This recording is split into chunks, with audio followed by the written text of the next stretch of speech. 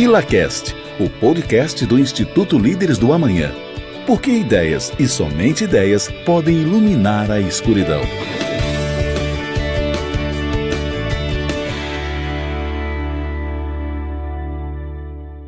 Olá pessoal, está começando mais um ILACast, o podcast do Instituto Líderes do Amanhã. Hoje nós estamos reunidos aqui para falar sobre o livro Skin in the Game, Arriscando a Própria Pele, de Nassim Taleb, que foi o livro que baseou o nosso estudo e a nossa apresentação.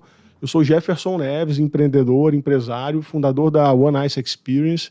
Estou aqui com grandes amigos que apresentaram junto com a gente, que se arriscaram lá na apresentação. Bastante. Cris, Felipe, queria que vocês se apresentassem aí. Opa, tudo bom? Prazer, né? Um prazer estar aqui. Sou Felipe Garaípe, também sou empreendedor, empresário, hoje mais no ramo familiar ali na Lunobre. E estamos aqui, né, para compartilhar e debater um pouco do conhecimento aí que a gente pôde adquirir lendo o livro, fazendo a apresentação, estudando o livro mesmo, né? Uhum. Que foi muito enriquecedor, digamos assim. Show. Cris, se Olá, apresenta. pessoal. Eu sou Cristiane Guedes. Cris para os amigos de grupo. Isso aí. Eu sou associada trainee do Instituto Líderes do Amanhã. E eu sou empreendedora também, empresária. Eu sou franqueada de lojas de calçados. Eu tenho uma franquia da Usa Shoes, que é uma marca de calçados femininos, e uma franquia da Los Neto, que são calçados para a família toda.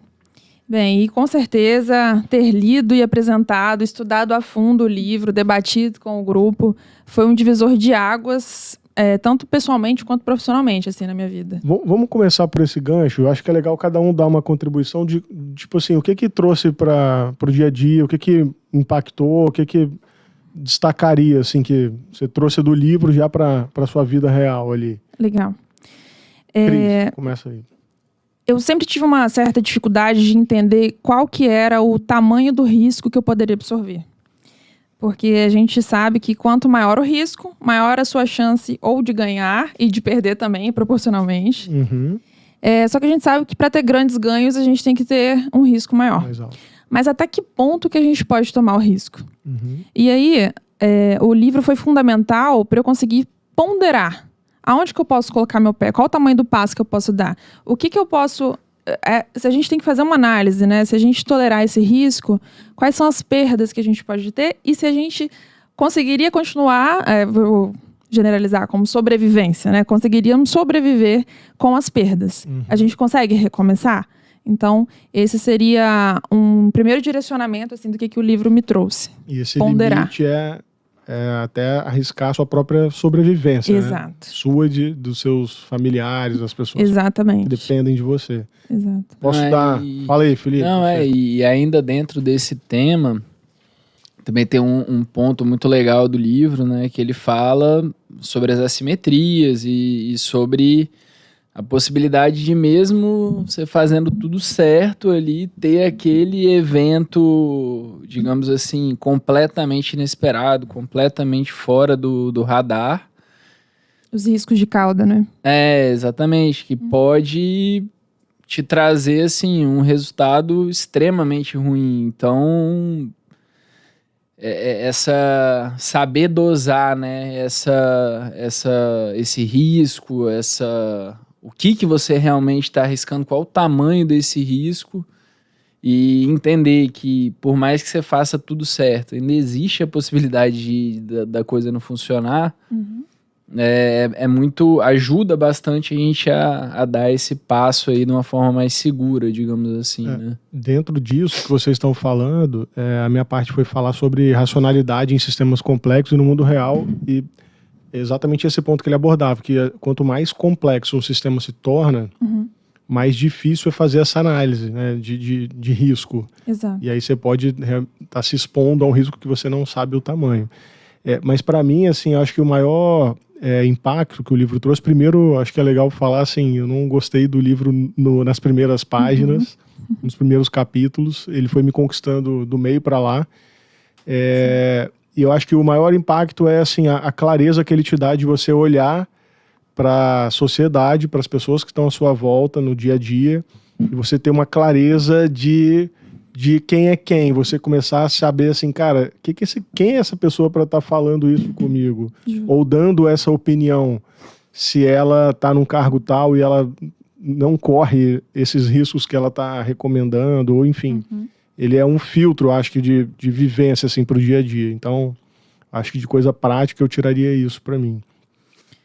Quando você fala sobre analisar o que o outro tá dizendo, é muito do que o Taleb fala sobre arriscar a pele dos outros também. Exatamente. Então, um dos tópicos, né, sobre como definir qual o risco que a gente pode assumir quando a gente tem sociedade ou quando a gente tem algum consultor que está nos indicando um negócio, uma forma de seguir, ou investimentos, é entender se o caminho que a pessoa está nos expondo, se aquele caminho, se ela toparia andar naquele caminho e se ela assumiria aqueles riscos também. Porque... Ou se ela já está assumindo. Ou né? se ela já está assumindo, que é o melhor dos cenários. A gente hoje está vivendo uma era aí dos gurus, né?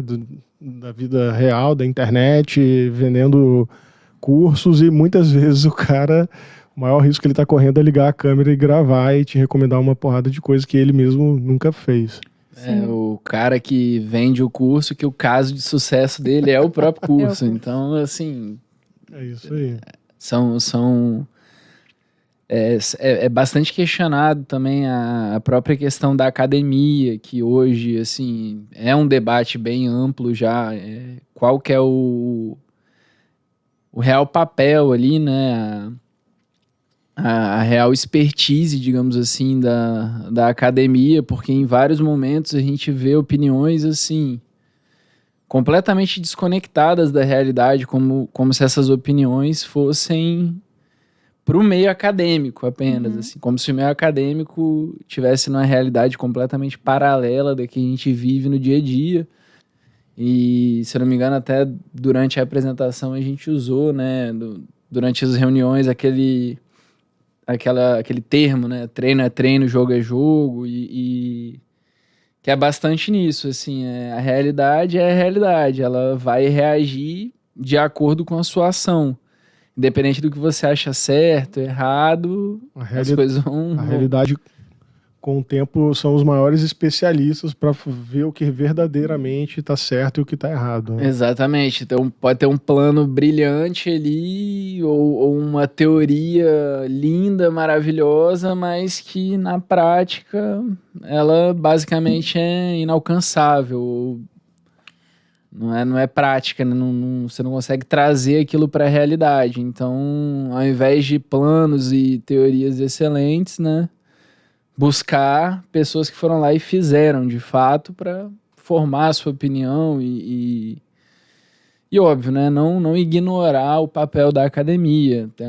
Tem várias revoluções aí que vieram através da academia também, mas acho que cabe até contextualizar dentro disso, da sua fala, que a gente teve recente no Instituto uma palestra do Álvaro Chocaí, da Link, onde ele está reinventando a academia, trazendo exatamente o contato com a realidade, o contato dos estudantes com as empresas, ou seja, uma coisa trazendo... A academia lá virou quase uma aceleradora de negócio. Exato. Estão saindo muitas empresas que já estão tendo sucesso de dentro da academia. Exatamente. Que antes era só estudar a teoria e sem prática, né? Eu acho que a maior crítica do Taleb para a academia é justamente não sair da teoria, né? Se você, claro, pega aquela teoria e acrescenta com a prática, aí sim nós vamos ter jovens formados para o mercado. Agora, quando o jovem sai da academia e vai para o mercado, ele encontra um mundo completamente novo. Tanto o mercado de trabalho quanto para o empreendedorismo também. A gente pega algumas matérias de empreendedorismo aí na faculdade, em pós-graduação, e na prática é outra história. A teoria está muito distante da realidade. Exato. O que você gostaria de destacar aí, Felipe, da sua... Uma das coisas que teve, né, esse impacto durante a leitura foi a questão das assimetrias, né, relacionadas a pequenos grupos ali de pessoas intransigentes, digamos assim, que têm, de fato, a capacidade de mudar costumes, hábitos, realidades. No livro, Por exemplo, ele dá o exemplo de pessoas vegetarianas ou veganas que, por mais que em diversas ocasiões sejam minoria, elas acabam sendo consideradas, vamos dizer assim, num buffet. Você vai fazer opções para essas pessoas, para receber essas pessoas. Então, no final, ali acaba virando a regra dos buffets ter opção para atender pessoas vegetarianas, veganas. Então, óbvio, né? Esse é só um exemplo de como uma minoria pode realmente mudar ali a realidade. É legal falar, foi até uma pergunta que fizeram no final. Eu lembrei dela também. Lembrou? Que essa minoria ela pode tanto influenciar para avanços, ou seja, para revoluções que vão dar saltos ali, né, de avanço, e outras que de repente vão só gerar conflito e não vão trazer realmente nada que agregue, assim. Exato. O bom da gente avaliar isso, a força das minorias, né, que o Taleb chama de a regra das minorias, é que, como a gente vê que isso acontece negativamente, a gente tem que se empenhar para que a gente também use essa ferramenta positivamente, para transformar, para abrir a mente. Então, o que a gente busca fazer de levar as nossas ideias, as nossas crenças, os nossos valores para frente, a gente também consegue. Não é só a gente paralisar por conta de pessoas que estão com algumas regras querendo mudar o mundo em prol delas. A gente, ao invés de ficar contra, a gente também se beneficiar desse aspecto de que a minoria tem voz, para que a gente não paralise, para que a gente continue, que a gente estude, que a gente fale, porque muito do que alguns vieses têm se fortalecido é justamente colocar a boca no trombone, é falar, é levantar a bandeira. Então, essa é até uma forma da gente se impulsionar, de falar também, de ir para podcasts, de fazer grupos, de estudar e levantar os nossos valores.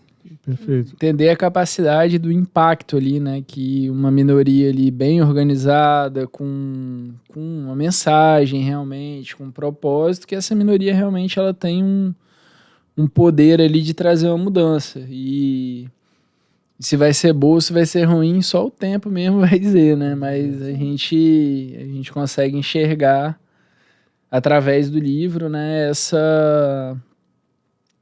clareza, poder. né? Exatamente. Uma frase que me chamou muita atenção no livro, uma vez que a gente lá no Instituto também discute um pouco de filosofia, quando ele fala que as ideias também arriscam a própria pele, mas principalmente as pessoas que as nutrem. Sim. Então, o que ele diz com isso? Tipo, um governo que tem, às vezes, um projeto, né, de sociedade, de como vai se organizar, que realmente tem outro foco que não seja o avanço, às vezes distorções naquele sistema, né, de ideias que vão só beneficiar quem está realmente no comando, o povo vai ser o mais afetado com isso, e o tempo vai mostrar isso, né? E ele leva isso para tudo. Então, assim, a gente tem que ter realmente muita preocupação com quais ideias. Eu fui para uma ideia de humanidade, de sociedade, de como vai se organizar, mas no geral, né? Sim. Quais ideias você vai nutrir, porque você vai acabar acreditando, vivendo e construindo isso no mundo físico. Então, realmente você se preocupar com a qualidade do que você absorve e do que você acredita realmente é muito importante, assim. Puxando até um tema um pouco polêmico, assim, de que às vezes a ideia ela vem como se ela fosse linda, só que na prática que a população é afetada é o próprio socialismo. É um dos tópicos mais claros que a gente consegue ver que uma ideia que era para ser uma ideia bonita. Exatamente, a realidade. Na realidade, choca a gente vê o que acontece. Ao invés de elevar, afunda todo mundo. Perfeitamente. O que mais, Cris? Fala um pouco daquela parte de vendas, né? Que ele tem uma frase meio polêmica. Você teve a audácia de discordar de Nassim Taleb. Discordei, olha só, vê se pode. Eu falei muito sobre o compartilhamento de informações em transações e negociações. Né? Até que ponto que o vendedor tem que ser transparente em uma transação. E o que o Taleb fala, e eu concordo com ele, é que é 100%. Em qual sentido que eu concordo com ele? Ele fala muito da parte filosófica disso, de compartilhar, e eu já trago também para a parte prática e benéfica para o vendedor, de ser transparente, que é o relacionamento a longo prazo. O LTV, né? O LTV. Lifetime Value. Isso. Né? Uhum. Então, por exemplo, hoje, não adianta a gente tentar não compartilhar. Vamos supor que eu sou vendedora de carro. Uhum. Vou falar, sou vendedora de sapatos, que é a realidade. Então, às vezes, eu até citei esse exemplo na palestra. Se chega um cliente e pergunta, justamente agora é época de promoção. Então, vamos supor que a loja ainda não entrou em promoção e a minha cliente pergunta, olha, eu quero levar esse produto, mas esse produto vai entrar em promoção? Se eu tiver a informação, se eu já souber que ele vai entrar em promoção e eu disser que não, e ela voltar amanhã, eu perdi completamente o meu cliente, eu perdi a confiança do meu cliente, eu estraguei a experiência de compra. Vendeu uma vez só, né? Eu vendi uma vez só. E assim, a gente sabe que para o marketing, o custo de aquisição do cliente é muito maior do que o custo de manter um cliente na sua carteira. Uhum. Então, o que o Taleb fala vai além de moralidade, de ética. É também de uma forma estratégica de se manter um bom relacionamento. E isso que você falou que vai além de moralidade e de ética, eu acho muito legal, porque assim, ele faz um paralelo... Eu não falei da frase que eu discordei, desculpa. Vou voltar nela. Vou falar rapidinho, então. Ele faz um paralelo, assim, pegando o eixo principal do livro, o título, que é Arriscar a Própria Pele. Ele não coloca isso como uma ideia, ele coloca isso como se fosse um mecanismo que a vida usa para evoluir. Sim. De forma macro, concordam? Sim. Em todos os aspectos, a gente, sem perceber, é guiado por isso. Né? Tipo... Quem está se arriscando, está evoluindo e contribuindo e evoluindo, né? Exato. O tópico sobre vendas que o Taleb colocou foi o seguinte: vendedores são especialistas na arte de manipulação psicológica, levando o cliente a fazer negócios, muitas vezes contra seu próprio interesse, e deixando-o feliz da vida, idolatrando o vendedor e sua firma. Eu até coloquei aqui exatamente como ele falou, para não distorcer as palavras do Taleb. Uhum. E contextualizando, ele estava dando um exemplo de um vendedor que ele falava justamente isso, que todo dia aparece um novo cliente, então que ele não se importava, que ele queria exatamente extrair aquela venda e ponto. Então, essa visão que ele teve é uma visão que hoje não funciona. Existem vendedores assim? Existem. Mas o próprio efeito Lind vai exterminar esse vendedor. Ele não vai conseguir gerar continuidade nos negócios. No longo prazo, esse cara tá morto. No longo prazo, tá morto. Felipe, você destacou quando a gente estava estudando uma coisa super legal que eu achei, e até mostrando essa questão que essa ideia ela é atemporal, né? A ideia que ele propõe. Quando você falou lá que desde os reis que iam para o combate, ou seja, era o cara ali arriscando. E ele fala, só para concluir, assim, ele fala que isso vem se distanciando, então fica mais difícil nos dias atuais. Tem muita gente, ele dá exemplo, né, de um presidente que manda a tropa lá para a guerra e o cara toma essas decisões sem arriscar nada.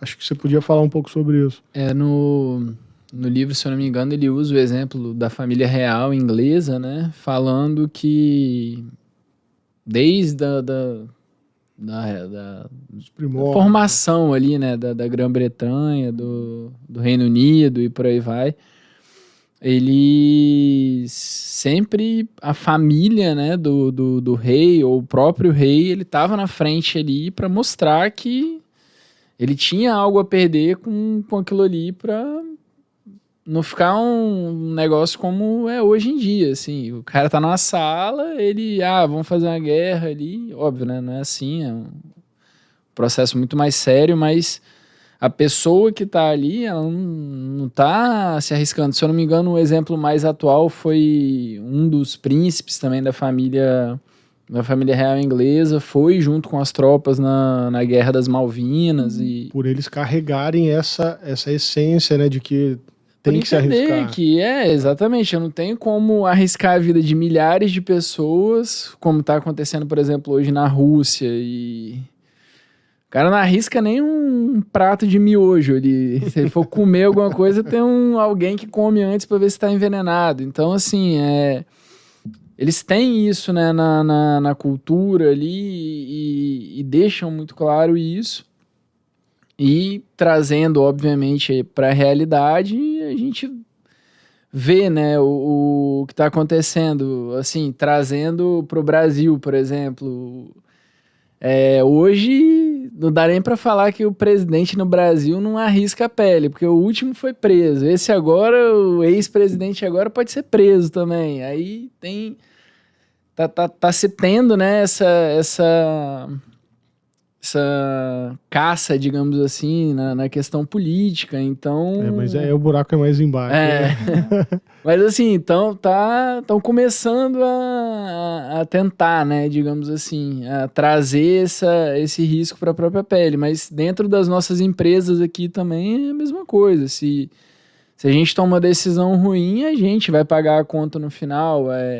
E hoje em dia, os próprios colaboradores, né, a gente sente que eles mesmos já têm essa visão de que, pô, se tiver bom, vai estar bom para todo mundo. Se tiver ruim, vai estar ruim para todo mundo. Não é a empresa piorando, eu não vou melhorar. Uma coisa que ele fala dentro desse contexto, que eu achei bem legal, é de como... E isso eu nunca tinha parado para pensar. E aí, depois de ler, eu falei, cara, funciona essa regrinha essa ideia que ele colocou. Que nós temos admiração natural por quem a gente vê que arrisca a própria pele e é super bem sucedido. Então, quando a gente conhece histórias de pessoas, às vezes, né, pode ser fake, você acredita, depois cai. Mas a gente tem admiração por quem arrisca a própria pele e torce o nariz por quem alcançou um status, alcançou poder, fama, grana, por caminhos não muito virtuosos. Ou seja, ele foi ele não arriscou a própria pele, ele aproveitou ali de repente, de alguma jogada, enfim, alguma situação para crescer. E a gente tem esse filtro de, tipo assim, a gente projeta e acha bacana e bate palma, a gente não sente inveja. Sim. A gente aplaude o sucesso do outro quando ele é verdadeiro. Chega até a torcer em determinado momento. Chega até a virar que aquela fã pessoa e torcer. tenha um resultado assim. Hoje a gente pode ver o Elon Musk, por exemplo. Exatamente. Na última que eu me lembro, assim, que eu me recordo mais, foi a aquisição do Twitter. Aí, na época lá, um monte de gente falando, o Twitter vai acabar, o Twitter vai ficar horrível. Vou pro cu, não sei o quê. Enfim, e hoje o Twitter só cresce e você vê ali que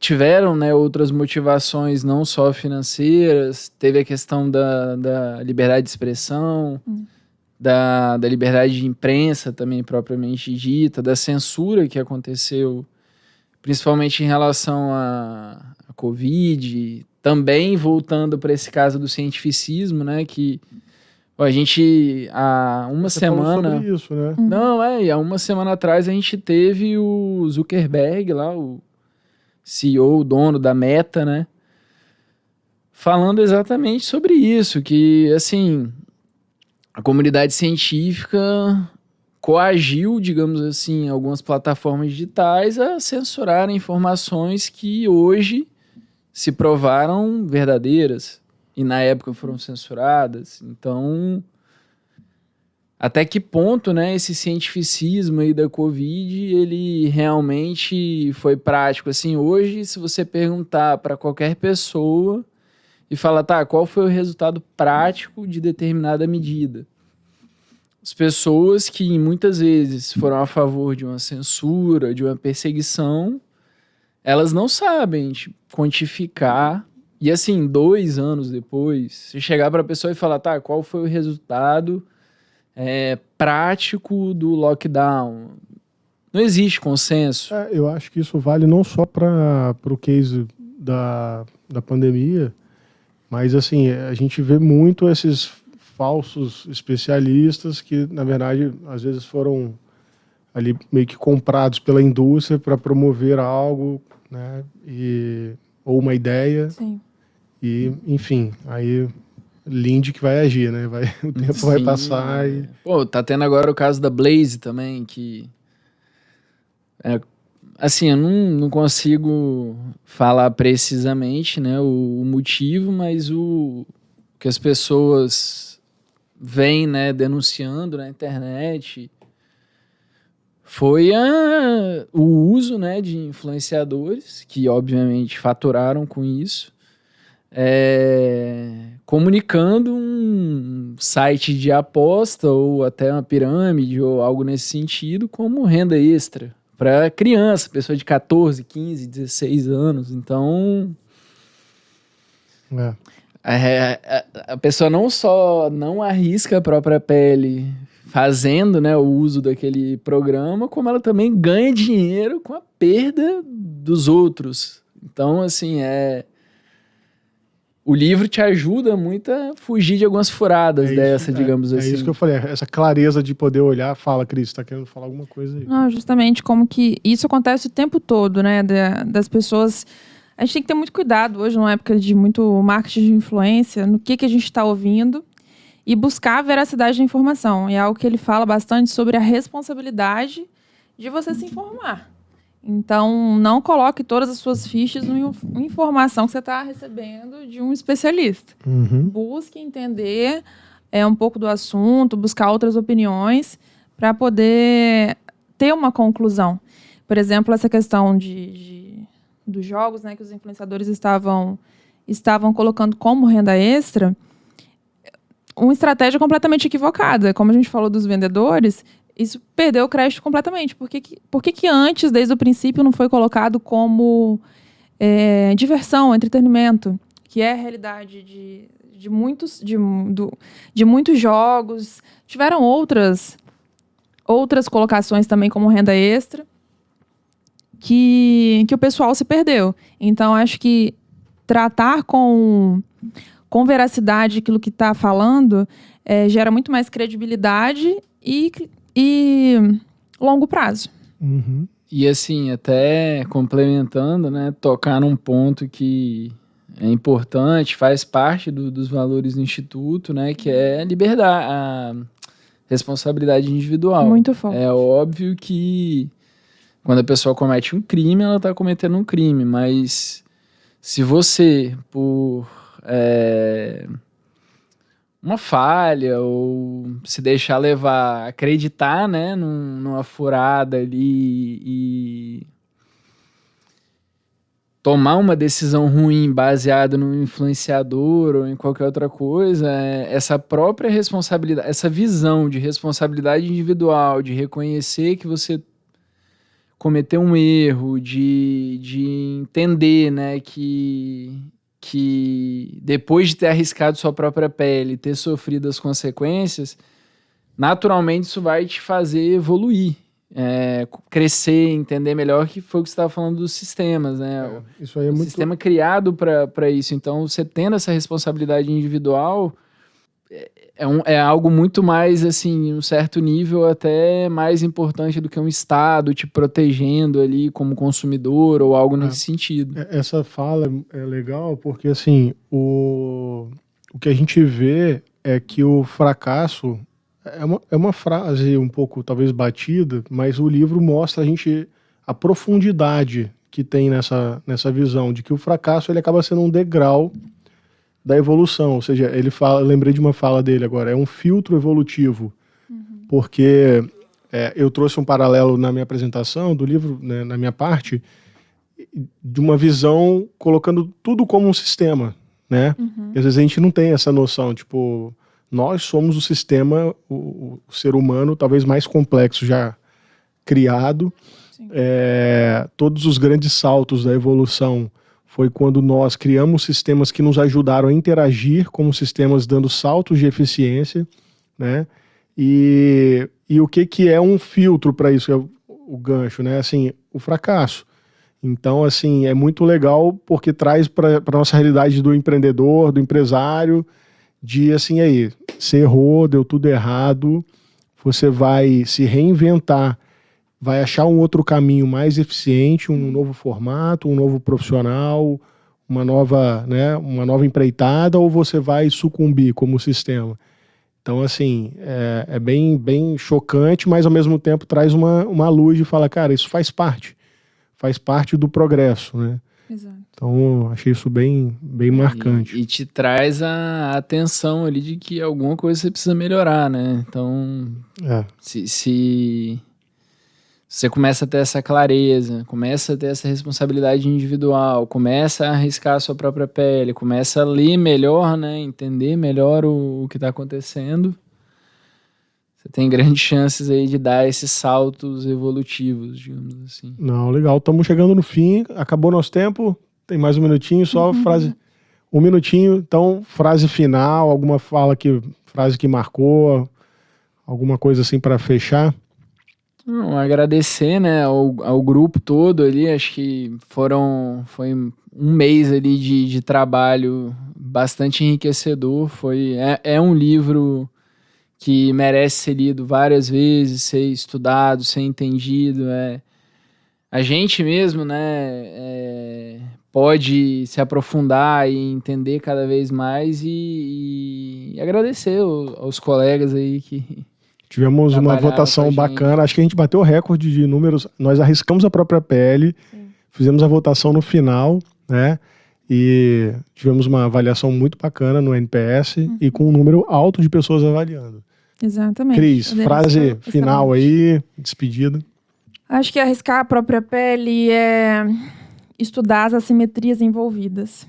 Você tem que buscar, tem que arriscar, não tem jeito, a gente não sai do lugar se a gente não se arriscar, mas entender quem está arriscando conosco, se estão arriscando a nossa pele ou se é a gente mesmo que decide tomar os riscos, entender quais são os riscos, entender que por mais que você mapeie os que vocês estão vendo, riscos de cauda, que são os riscos que a gente não consegue mapear, ainda podem acontecer.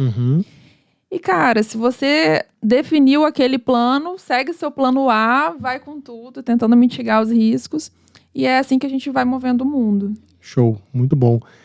Acho que uma frase que eu destacaria é que a realidade não dá a mínima para vencer discussões. O que importa é a sobrevivência. Bom. Então, show. Valeu, galera. Bacana demais. Valeu.